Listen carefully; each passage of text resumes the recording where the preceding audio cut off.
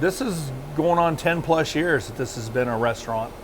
Prior to that, it was a little candy store and a little small restaurant Pete Davis owned back in the day, and pumped gas out of here and served the community as a little general type store with a restaurant in it. Cammack back in the day was a small agricultural community out in the middle of the flatlands of Indiana, and that's how it got it started. It had a couple of granaries, it had a school, it was its own town, had a hardware store, a couple of little markets, had Pete's little gas station, and that's kind of what it evolved into. And as time wore on, they had manufacturing here as well. As time wore on, the community started to die off as businesses left and economies changed and granaries were closed down.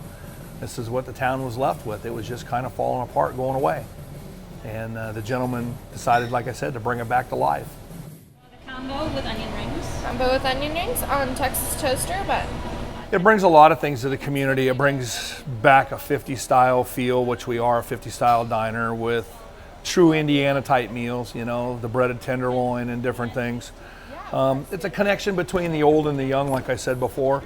You see a lot of older people with everything we have in here with the antique pumps and everything else, and their grandfathers are sharing with their kids, hey, this is what I pumped gas with when I was a kid, or they see the old tractors here, you know, and so it's kind of a connection between the old and the young. Probably the thing we're known the most for is probably the breaded tenderloin. Our breaded tenderloin sandwich is probably the big one, but our hamburgers and everything else are getting a lot more popular. Salads, we kind of throw our own flair on a few things around here, so we've kind of got a variety for you to pick from. There's a lot of history here, and even the tractors outside and just the memorabilia, and you know, kids nowadays, they don't know about this stuff. We're so technology savvy.